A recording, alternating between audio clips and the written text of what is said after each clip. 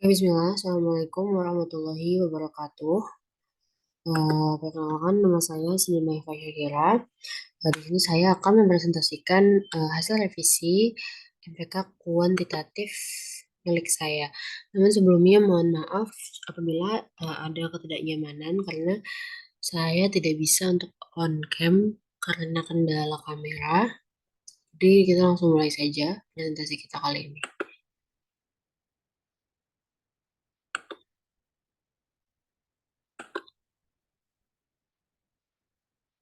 Oke. Judul MPK kualitatif saya adalah pengaruh media sosial terhadap kebutuhan informasi. Survei jurnal likes akun Instagram @biru Indonesia konten tips diet pada 12 November 2022.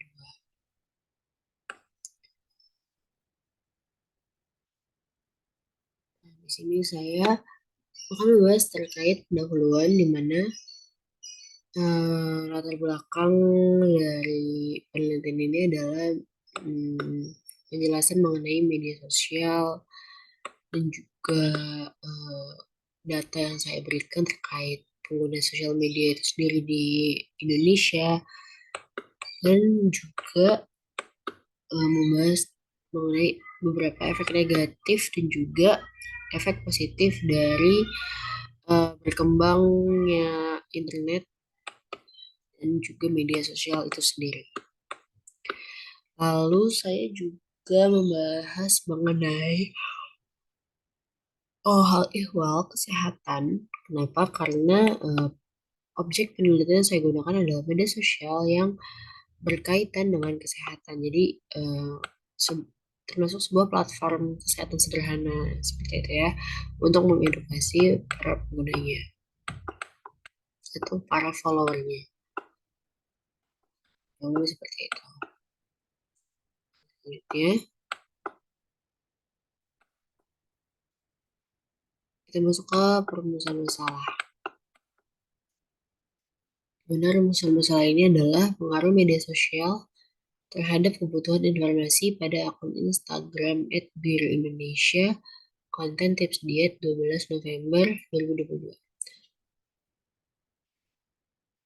Karena tujuan penelitian ini adalah mengetahui pengaruh media sosial terhadap kebutuhan informasi pada akun Instagram @biruindonesia konten tips diet 12 November 2022. Untuk dari manfaat, ada dua, yaitu manfaat teoritis dan juga manfaat praktis. Seperti bisa terlihat,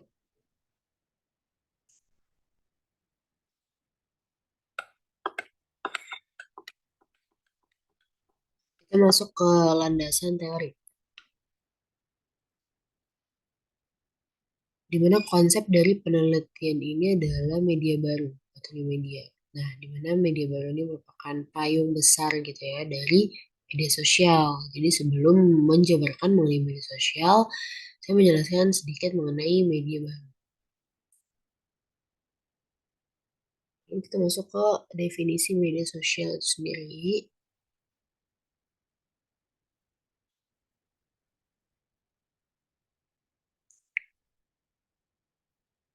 Dan juga masuk mengenai teori, di mana teori dari penelitian ini adalah uses and effect, yang lebih seperti itu.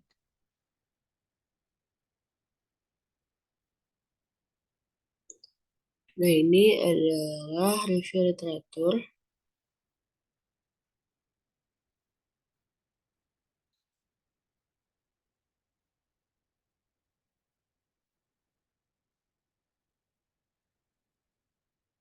di mana terdapat 10 ups maaf, maaf.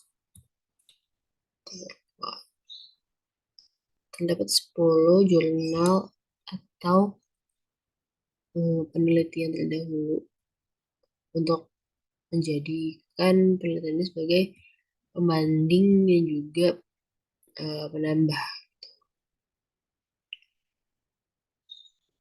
variabel sesuai, di mana pertama adalah pengaruh penggunaan media sosial Instagram @CKT-info terhadap pemenuhan kebutuhan informasi lalu lintas. Selain itu juga masih banyak judul lainnya seperti yang bisa dilihat.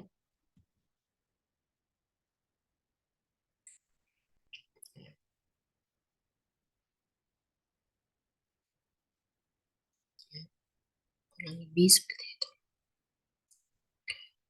Lanjut ke variabel X, di mana variabel X pada penelitian ini adalah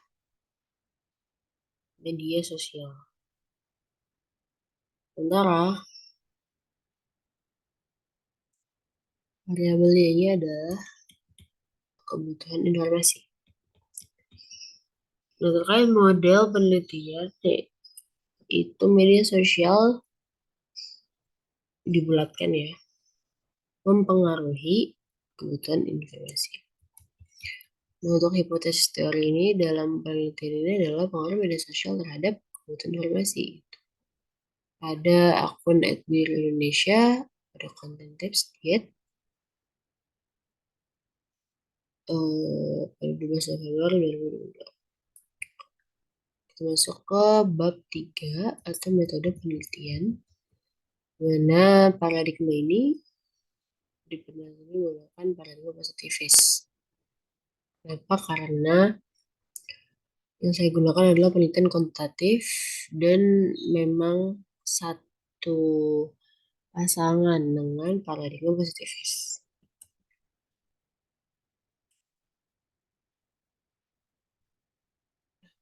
Masuk ke pendekatan penelitian, yaitu kita menggunakan metode kuantitatif.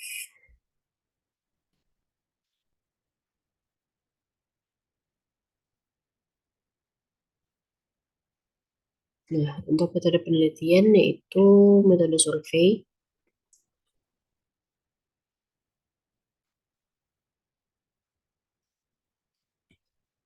populasi, sampel, dan teknik penarikan sampel. Populasi dalam penelitian ini adalah audiens yang berinteraksi dengan konten tips dia tersebut, baik dengan cara menekan tombol like pada konten atau memfollow di Indonesia. Dan seperti itu. Nah, like yang dapat dalam konten tersebut adalah sebanyak 181 akun. Sampel dalam penelitian ini adalah orang-orang menekan tombol like pada konten tips yang diunggah pada 12 November 2022 yang berjumlah 35 orang yang dihitung menggunakan rumus Lovin. Teknik penarikan sampel menggunakan non-probability sampling, di mana teknik ini menggunakan subjek yang tersedia.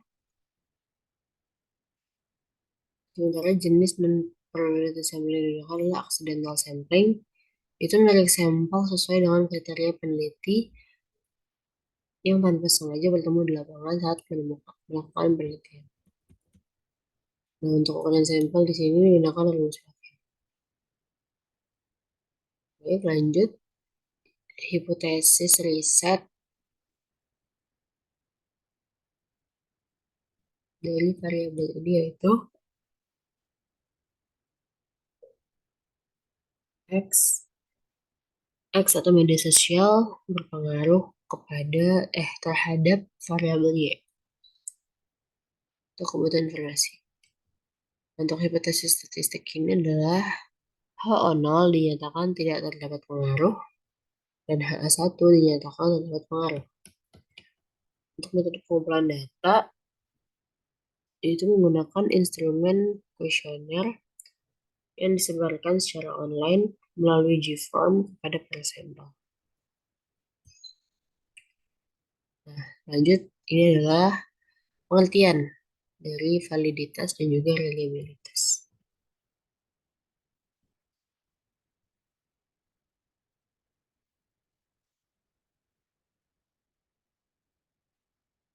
Metode analisis data nanti akan menggunakan uji univariat dan bivariat. Dan ini adalah pengertian mengenai analisis data univariat dan bivariat.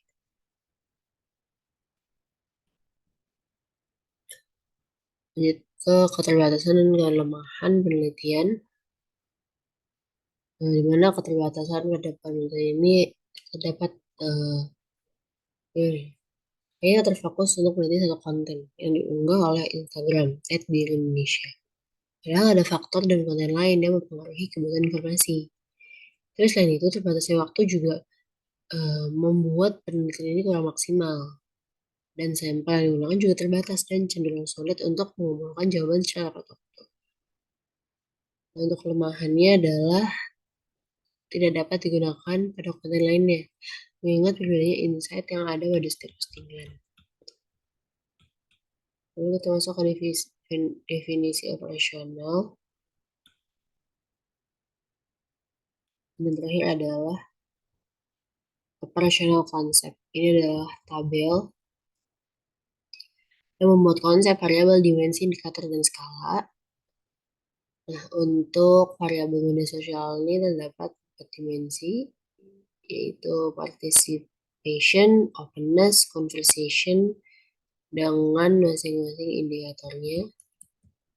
Yang terakhir adalah community.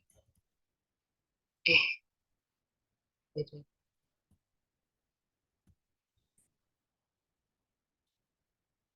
Oh, di mana dimensinya terdapat 8.